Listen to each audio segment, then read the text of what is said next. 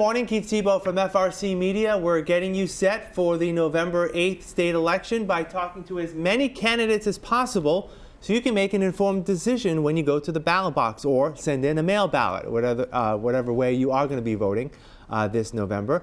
Today we're focusing on the race for Bristol County Sheriff, and I'm pleased to be joined by Democratic nominee Attleboro Mayor Paul Heroux, who's joining me today. Mayor, thank you for joining me. Keith, thanks for having me on. And first of all, congratulations on your win in the primary. Thank you. You know, a lot of people in Bristol County may know you mainly around the northern part where you're from.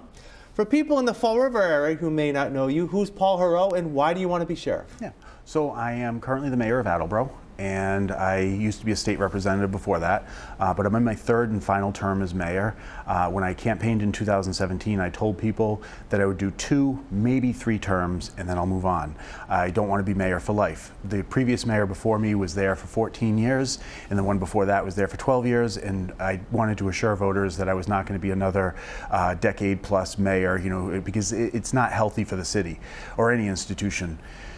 So before that, I was a state representative. Before that, I worked in the Philadelphia jail system, which is called Philadelphia Prison System, but it's actually a county jail, and it's a mega jail system. And I also worked in the Massachusetts Department of Correction. And so I have a background in corrections, and I have a background being elected and a background with management. So a lot of people ask me to run for sheriff because the incumbent's been there a long time, and you know, it's probably a good idea for change. You know, change is always good in political positions after a while, and so here we are. So what did you learn from your time in the corrections system that you think you can bring to this job? So before I started in corrections, I did graduate coursework in criminology at the University of Pennsylvania. So I have a master's in criminology, but I actually did all the coursework for the doctorate, and I just didn't do the dissertation. I went off and worked in the Philadelphia system instead of, you know, continuing on and doing the doctorate. So my specialty is actually measuring programs, you know, as a skill set as it applies to jail, you know, but I have other specialties as well, management, being a mayor. Right. But the measuring programs, making sure they actually work, because you know, if your neighbor is in jail right now and your neighbor is has some type of anger issue or, you know, drug issue, and they maybe were stealing from your car, you want to make sure that that person who's locked up, when they come out, they're not going to engage in that anger issue or the drug issue anymore, because they're your neighbor. And that's what's happening right now. We have people coming out of the jail, and they participate in limited programming, because I understand there's not much programming, but we have no idea if it's effective. So not only, you know, are you at risk, but there's also the cost of reincarceration, the recidivism, which is reoffending. So that's expensive to taxpayers. We have no idea what's going on right now. You know, the sheriff doesn't produce numbers on that about whether or not the programs work. He doesn't, you know, he says, I collect all this data, we have all these data. He's never published any of it, you know, certainly on measuring programs. So that's a public safety issue, and it's a fiscal issue, a financial issue, an economic issue, to make sure that we're not wasting taxpayer dollars. You know, so my time in jail, basically, and also working in prison, you know, I was you know, chief statistician in the Philadelphia jail system and director of research in the mass prison system. That skill set is one thing. It's something that we're not doing right now, and that we can and should do, because again, this is public safety. We can't know if we're keeping people safe unless we actually measure it. You know, the incumbent, he says, I'm tough on crime and I'm keeping people safe. Okay, says him, where's the evidence? You know, so I have a problem with that, you know, sort of political rhetoric, and I'd like to actually make this a little more of a modern professional jail system. But you know, the background I have as mayor, as a manager, I manage a budget that's about 2.5 times as large as the sheriff's budget. I have just about the same number of employees, and you know, so it's, you know, I'm certainly qualified. One thing you can't say is I'm not qualified for the position. So let me ask you, what's your relationship been since you've been mayor with Sheriff Hodgson? And what kind of relationship do you hope you can have with cities and towns you'll be working with in Bristol County? Yeah, so I don't have any relationship with Hodgson. He's never reached out to me. We have a reentry center in Attleboro that I helped establish a location for. You know, there was St. Vincent de Paul Society had been doing reentry services. But as I understand it, and I've been told this many, many times, there's not a lot of outreach with the incumbent and communities in focusing on reentry and discharge planning. It's sort sort of just go ahead, you're out the door, you don't like it, don't come back. And Hodgson's actually said that, if you don't like it, don't come back.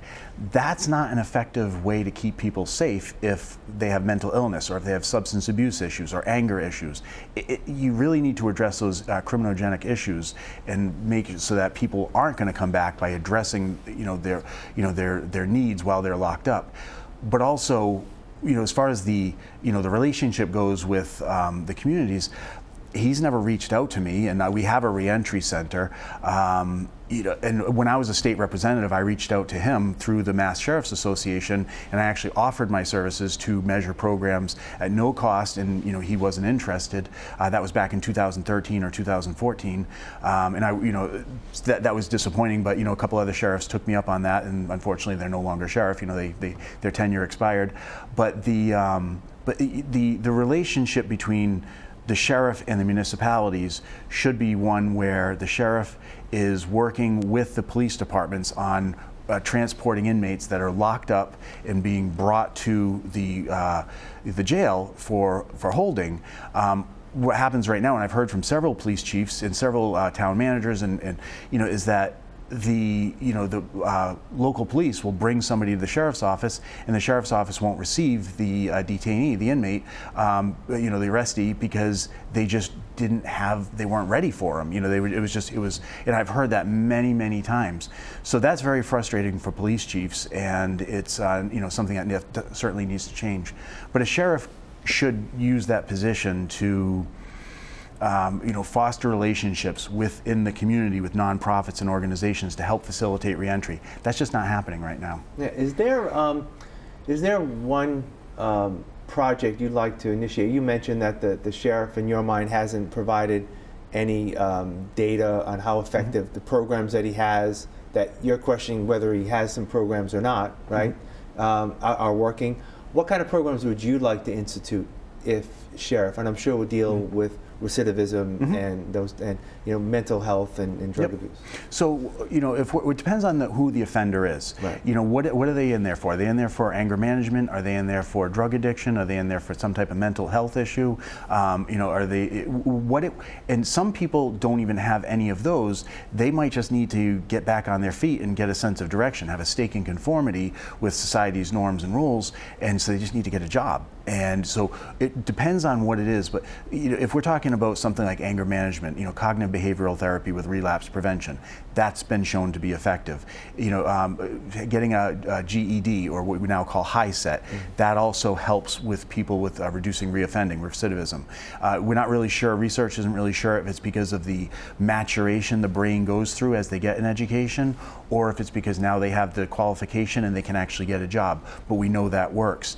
So we have to look at the population and address the different needs of the different inmates.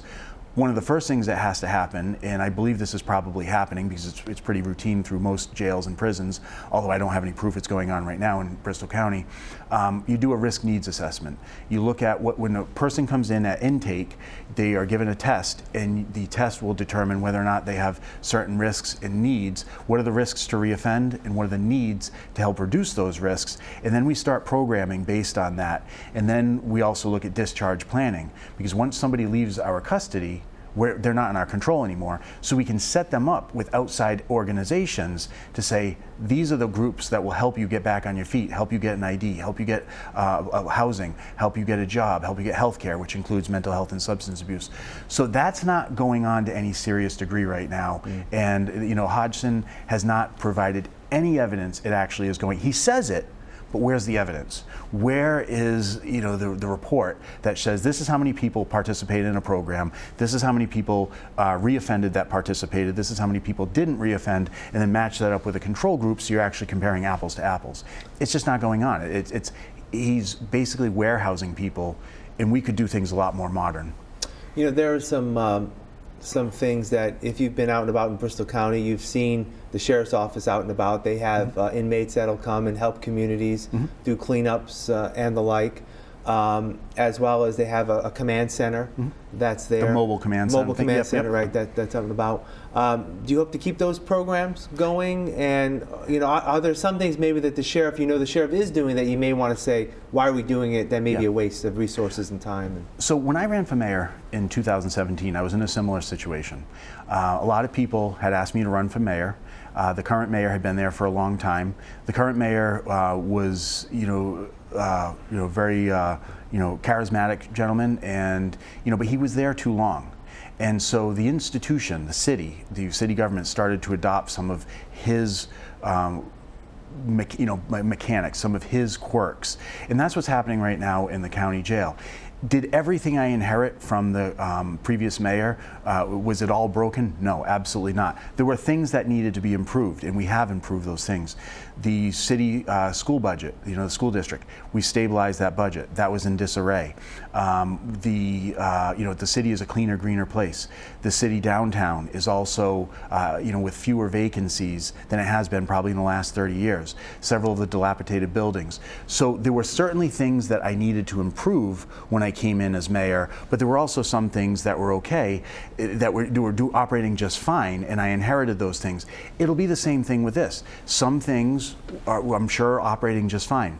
The security operation, for the most part, is operating just fine. We have a high number of suicides, which speaks poorly to the supervision that's going on with people who are at risk and that should be on a suicide watch. We have the highest number in the state. So that's something we have to look at a little more closely. But for the most part, security is set by state standard. It's done through the Mass Correctional Officer Academy.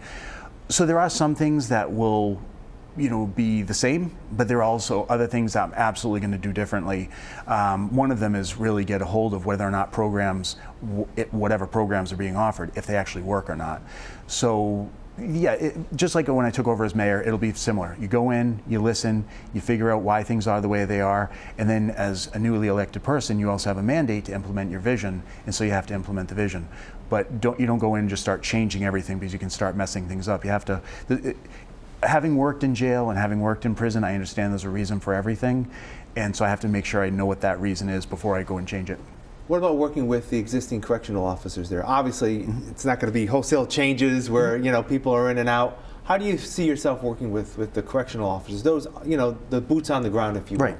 Yeah, so it's important to listen to what their needs are. You have to make sure that they have the adequate staffing and adequate equipment.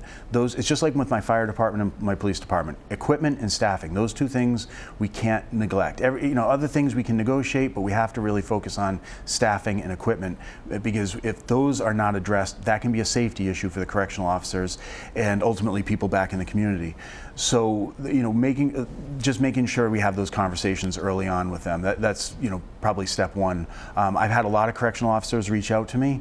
A lot of them are disgruntled. They don't like the conditions, and I take that with a grain of salt, because they are these employees who have been passed up for promotion? Are they employees who are just disgruntled because they were disciplined for something? I take that with a grain of salt. I listen to what they say, but I also want to keep in mind that it might not be the full representative picture. So that's why I look forward to actually becoming sheriff, so I can get a better sense of the full picture. The current sheriff has had his fair share of controversy over the years, a lot of it having to do with immigration policy. He had an ICE detention facility at the Dartmouth jail, which was closed down. Would you consider doing something that would be in what some people think out of the ordinary for a jail? A lot of people thought that the ICE detention facility was out of the ordinary. Yeah, so federal immigration is a really important, like illegal immigration is a really important issue for the federal government. That's who it's under the authority of. The sheriffs in Massachusetts have no statutory authority to enforce federal immigration laws. It's not part of their jurisdiction. The job of a Massachusetts sheriff is to run a county jail. Now, the incumbent likes to talk about immigration because it's a very emotional issue that people get really angry about. And so he's dangling this issue off on the side saying, look at this immigration issue that I'm working on, which really all he can do is run his mouth. All he can do is advocacy. You really have no authority to enforce immigration law. So he's running his mouth about that. But meanwhile, the jail isn't being run as well as it could be and should be run. So for example, with programming, discharge planning, suicides that are going on, those are problems. That's the job of the sheriff, the main job of the sheriff. So he is using that as a little bit of a distraction from the work that should be going on, and that's kind of unfortunate. Illegal immigration is absolutely an important issue. It's a federal issue, though. It's not a county issue. A sheriff can use their voice to raise awareness about the problems with illegal immigration and how they might trickle up here, but that's about all they can do. But would there be some instances where someone from the federal government, ICE, could maybe call you and say, hey, we understand this individual may be XYZ, and then you would handle absolutely. that? Yeah, we'll cooperate with them. Absolutely. If local, state, or federal police want information, we're going to share that information. Absolutely. We're not going to get in the way of them doing their job. It's important that local, state, and federal law enforcement do their job and that we cooperate with them. So any idea that I'm not going to cooperate with them is just not true. I oversee a police department right now, and the police department, we haven't had any news coverage about obstruction working with other local or state or federal government entities, and so that would continue. I believe my opponent will probably try and paint me as somebody who's going to look to obstruct local, state, or federal. That's not the case. We're going to work very well with them, but we're not going to do their job. Yeah. There have been some issues during the first year. I believe it was the first year of COVID. There was an issue at the jail where there was a riot, a minor riot, concerning inmates being tested, I believe, at the time. There's also been some concerns over the years about how the jail canteen has been run and the cost of that and charging inmates. How do you view a sheriff's relationship in general with the inmates that are there, giving them help, but also, there's going to be some toughness as well? Yeah, so excellent question. The job of a sheriff as the administrator for the jail is care, custody, control, and rehabilitation. Care, custody, control, and rehabilitation. We have to be responsible for their health care. We have to make sure that we keep control of them and they don't, get out before the expiry of their sentence or until the judge says they can go out if they were awaiting trial. The sheriff should be making sure that their criminogenic needs, the things that are going to cause crime after release, that those are being addressed. One of the things that we have to do is also make sure that we continue to facilitate prisoner reentry. After their time is up and they're going back into society, we have to make sure that's a successful transition, and we've set them up for a successful transition. Releasing them with a bill doesn't help. And if we interfere with their ability to keep in contact with friends or family on the outside, that also doesn't help. That actually is a risk factor for further reentry, to come back into the system. Because if you are released and you lost contact with friends or family, and it's a cold night, and you don't have anywhere to go, and it might be February or March or January, and you've just been released and you have nowhere to go, it's pretty tempting to go back to jail. You have 3 hot meals a day, you've got health care taken care of, and you have your housing all set. And just as a side note, inmates are the only group in the country constitutionally guaranteed health care. And the reason for that is because to deny them health care would be a violation of their 8th Amendment. So it's by default that they are constitutionally guaranteed, because as the custodian of an inmate, you actually have to give them health care. Because again, to deny them health care would be cruel and unusual punishment. If they have a medical condition, you can't withhold that. So it's sort of by default that they get health care guaranteed. I asked you before about any changes you would make. Obviously, it's something that you wouldn't know until you got in there in terms of finding waste and right. Some things I'm very clear about. Some things I have to, just like when I was mayor, I would have to learn as I get in. Right. Yeah. Let me ask you. For a number of years, there have been primarily 2 facilities. You've got the Ash Street Jail in New Bedford, which has been there for a long time, and of course the facility in Dartmouth. Would you look at maybe doing something with Ash Street potentially to I know one of your challengers in the Democratic primary was saying that there may not be a need for Ash Street because there's plenty of room, if you will, quote unquote, in Dartmouth. Well, the issue of whether or not there's room in Dartmouth is debatable. Right. The Massachusetts Department of Correction produces a report on population capacity for the different jails and the different state facilities for the DOC. And there's a difference between design capacity, rated capacity, actual capacity. So if you were to talk to some correctional officers, they would say, and they've told me this, they say, no, we're not overcrowded. But if you look at the design capacity of Dartmouth, we're at around, I think it's about 180% of capacity. Maybe it's 150. I forgot if it was the system was 150. So if you had cells that were designed for one person, but you're successfully housing two people in those, it might not feel like you are overcrowded, but by your design, you may in fact be overcrowded. So that's an operational question. But as far as shutting down Ash Street, that gets to that point though. We have to take those inmates out of Ash Street and then put them in Dartmouth. Are we going to exacerbate what the DOC says, according to the reports, is already overcrowded? I just don't know the answer to that. I haven't been through and looked at the conditions and been over that with security staff. It's a question that we have to answer. Sure. But the framework, my understanding of it is, we don't want to create one more problem by trying to solve another one. Let's close Ash Street and take the inmates and put them over here. Is that going to exacerbate what may be an overcrowding problem? Again, it's debatable whether or not it really is overcrowded. Obviously, this race will probably be a difficult one because Sheriff Hodgson has been in office for, 25 years? Oh, he's actually 35 if you include the 10 years as a city councilor. So he's been elected for 35 years. As sheriff, though. As sheriff for 25 years. 25 years, yeah. So why do you think he resonates so well with voters? I don't know if he does. He has a one-to-one favorable, unfavorable relationships with voters. So we've done polling, and his favorable, unfavorable, for every two people he meets, one likes him, one doesn't. The same poll done by Princeton Research Associates, they looked at my favorable, unfavorable. For every three people I meet, two like me, one don't. And so it's a race that we can win. It's not going to be easy. I've actually taken in almost twice as many donations as Hodgson this calendar year in 2022. I've also outraised him this year. The problem is he started with $280,000 because he's been saving up for 12 years. He hasn't had a race since 2010. In 2016, he ran unopposed, as did I when I was a state representative. So he basically has built up that war chest.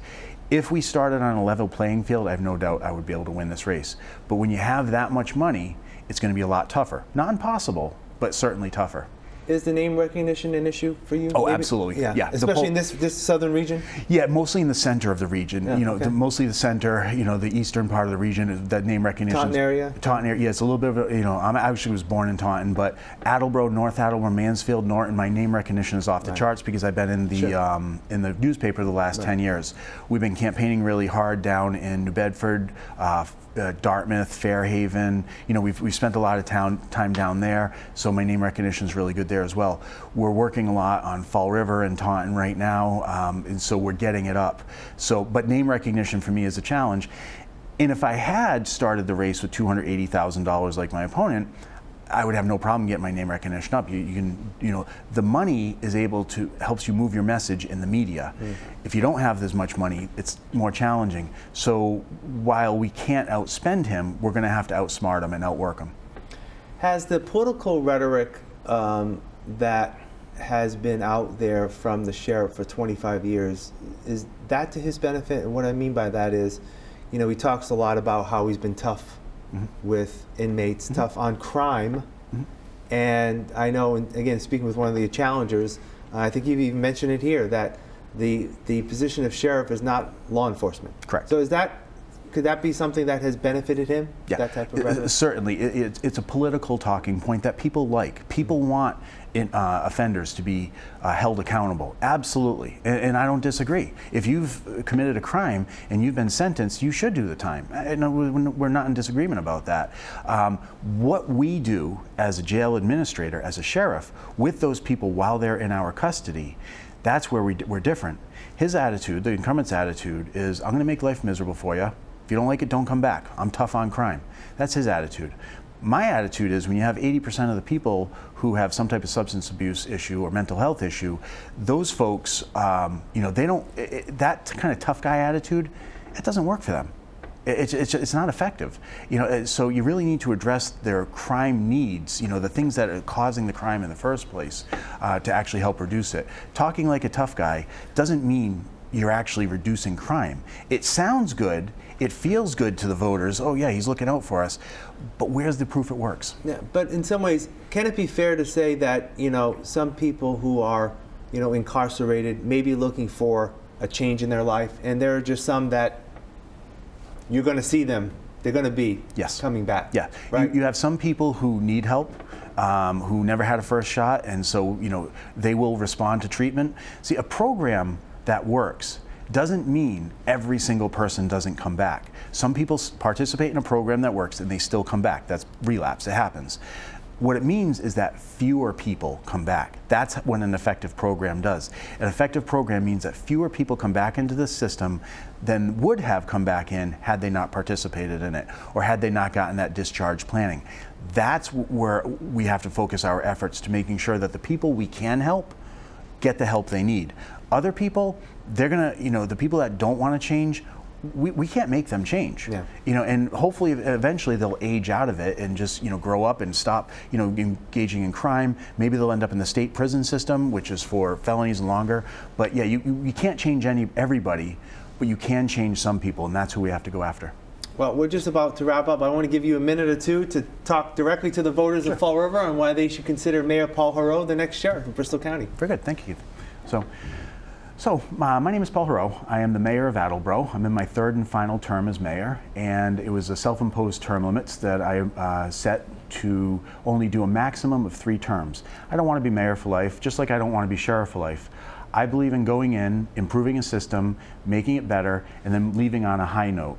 And so I have a good background to be sheriff. I worked in the Philadelphia County Jail System, which is called Philadelphia Prison System, but it's a county jail. It was one of the largest jails in the country. I was the chief statistician, and I also worked as the director of research for the Massachusetts Department of Correction. So I have a background in corrections, but I also have a master's in criminology, and I oversee a police department as mayor right now. So dealing with public safety issues is nothing new to me. And I'm running for sheriff because I believe very strongly it's time for change. I think that we need new ideas to come in to implement in this jail system so that we can make sure that the programs we're spending money on, make sure they actually work, because that's your tax dollars.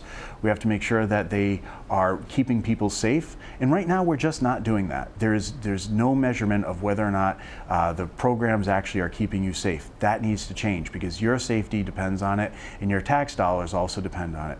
We also have to stop the lawsuits. As mayor, I don't have any active lawsuits right now, and I also haven't lost any lawsuits during my time as mayor. That can't be said for the incumbent. He has lost many, many lawsuits that have cost millions of dollars in legal fees over the years, and those are your tax dollars. That needs to change as well. So on or before November 8th, I would ask that you cast me a vote in favor to be your next sheriff. If elected, I pledge to do no more than 2 terms. 1 term is 6 years, so I won't be sheriff for life. I'll improve the system and then leave on a high note, and that's how it should be. Thank you for your consideration. All right, Mayor Paul Herreau, Attleboro Mayor, thank you for joining us. Thank you. All the best, and hopefully we'll talk again down the line. I appreciate it. Thank you, Keith. Much All right. appreciated. And thank you for joining us here in FRC Media, and please make a point to vote before November 8th.